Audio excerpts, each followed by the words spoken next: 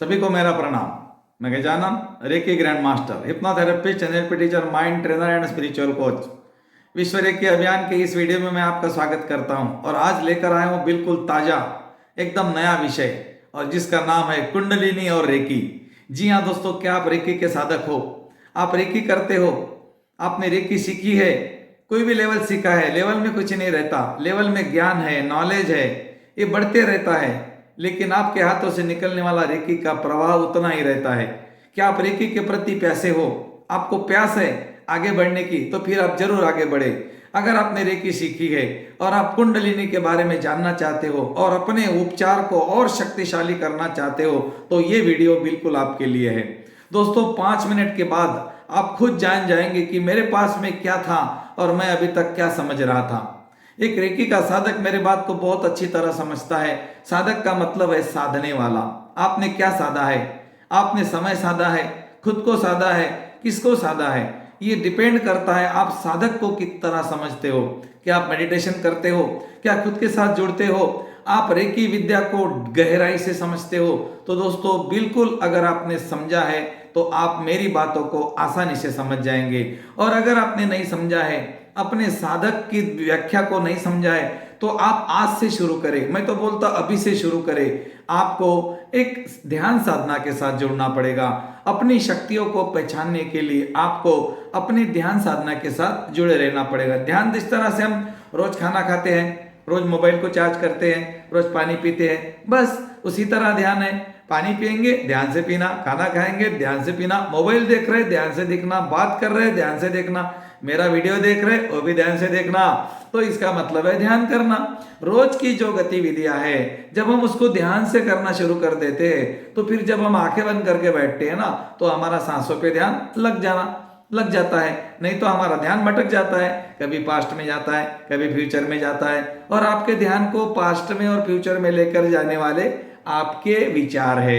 आपके विचार क्या करते हैं? कभी जाते हैं पास्ट में, कभी फ्यूचर में। आपका मन उसको क्या करता है? कभी यहाँ आपको लेकर जाता है, कभी वहां लेकर जाता है। ये जो मन है ना दोस्तों, ये मन है, ये टूटता नहीं। इसको तोड़ना इतना आसान नहीं, हाँ, लेकिन मुश्किल भी नहीं है। ऋषि मुनियों ने बोला है ये मुश्किल नहीं है, ये मुश्किल नहीं है, लेकिन आसान भी नहीं है।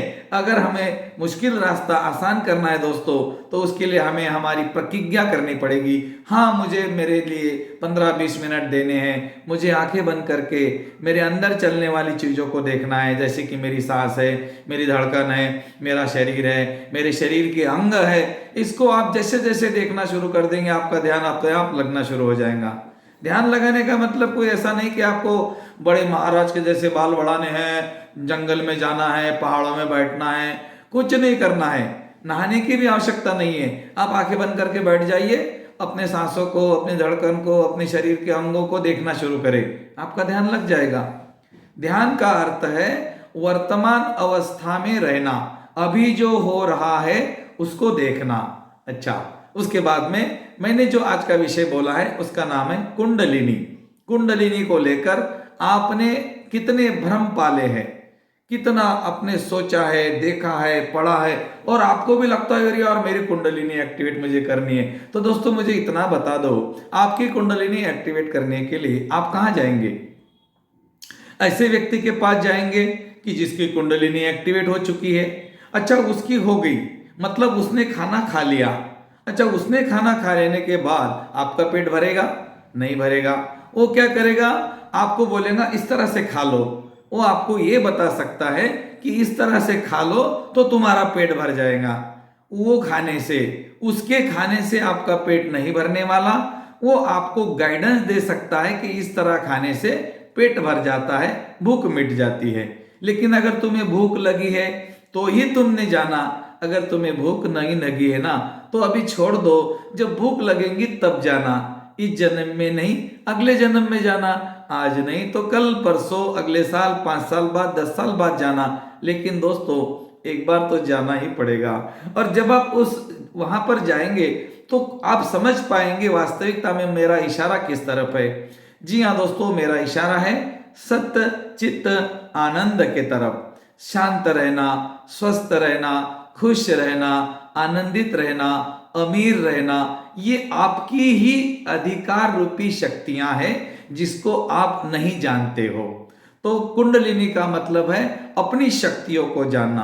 कुंडलिनी आपके सैक्रल चक्र और रूट चक्र के बीच में सफर करती है। ये 3.5 सर्कल मारकर बैठी हुई सर्प रूपी मानवीय ऊर्जा के नाम से जानी जाती है। इसको ओजस की भाषा में ओशो की भाषा में इसको ओजस कहते हैं। ओशो इसको ओजस कहते हैं। ओशो बहुत अच्छी तरह से समझाते हैं कि ये ऊर्जा अगर बाहर गई तो जन्म देगी और ये ऊपर गई तो भी जन्म देगी। इसका मतलब क्या है, अगर इसको हम ऊपर लेकर जाते हैं, ऊर्ध्वगामी करते हैं, तो ये एक बच्चे का निर्माण करेगी। मतलब एक आपका जन्म और होगा जो है आपका आध्यात्मिक जन्म। आध्यात्मिक तो सब होना चाहते हैं, लेकिन उसके एफर्ट्स कोई करते नहीं है, उसके पीछे जाते नहीं है, बीच में छोड़ देते हैं। आध्यात्मिक बनने का मतलब है खुद को जानना, मैं कौन हूं, मेरे पास क्या है, इसका मैं कैसे इस्तेमाल करूं, मानव कल्याण के लिए मेरा क्या कर्तव्य है, मैं यहाँ पर क्यों आया हूँ, इस जन्म में आने के बाद मैं ये वीडियो क्यों देख रहा हूँ, ये वीडियो की बातें मुझे क्यों अच्छी लग रही है।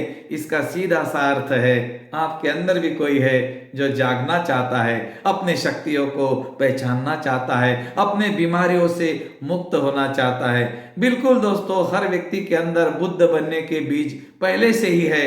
अगर वो उसको वृक्ष बनाना चाहता है तो जरूर बना सकता है। और आज मैं बात करूंगा कुंडलिनी ऊर्जा के ऊपर। कुंडलिनी ऊर्जा आपकी कोई भी व्यक्ति एक्टिवेट नहीं कर सकता, वो आपको ही करनी पड़ेगी।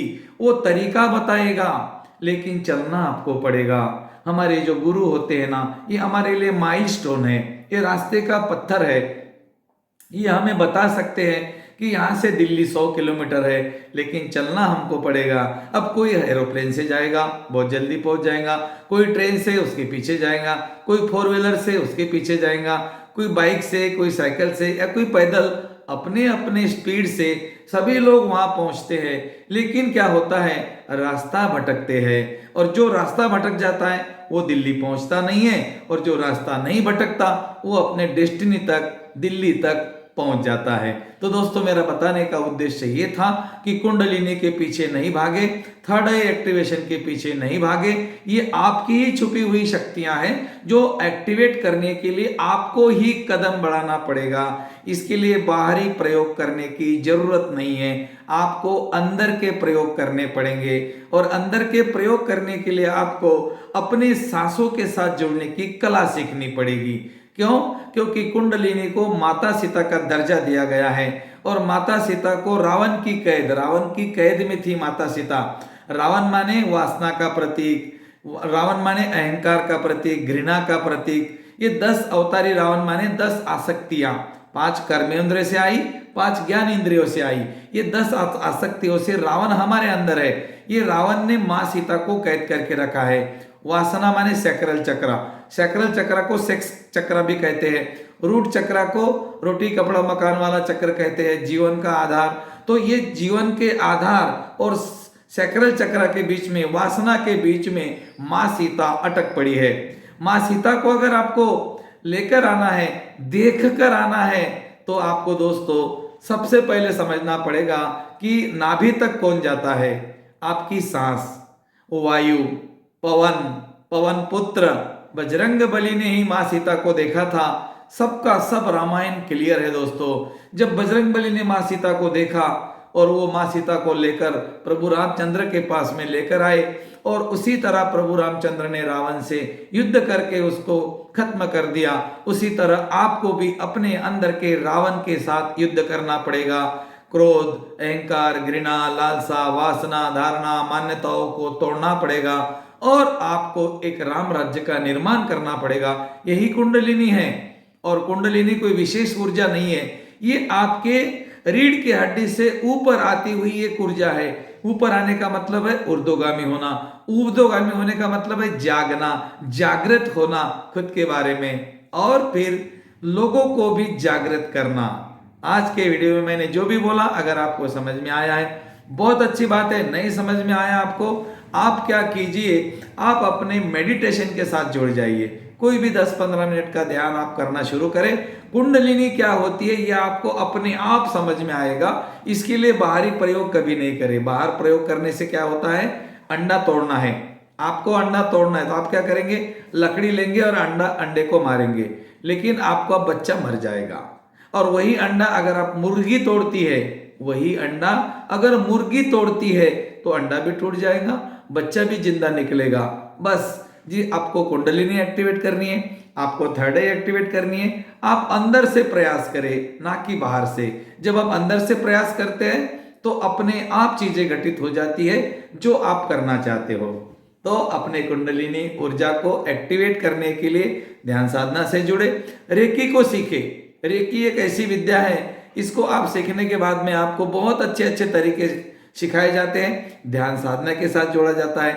दोस्तों, मैं विश्व रेकी अभियान में अभी तक हमने 40,000 से ज्यादा लोगों को रेकी का लाभ दिलाया है। लोग रेकी सीख चुके हैं और वो समझ गए हैं कि वास्तविकता में मेरी कुंडलिनी जागृत करनी है या मेरी थर्ड आई जागृत करनी है तो मुझे किसी के पास जाने की जरूरत नहीं है, बस मुझे मेरे साथ बैठने की जरूरत है। और मेरे साथ बैठने के लिए मुझे मदद करता है मेरा संकल्प कि मुझे मेडिटेशन करना है। जी हाँ दोस्तों, इसके लिए भी आपको मेडिटेशन के साथ जुड़ना पड़ेगा। बहुत बहुत धन्यवाद और थैंक यू।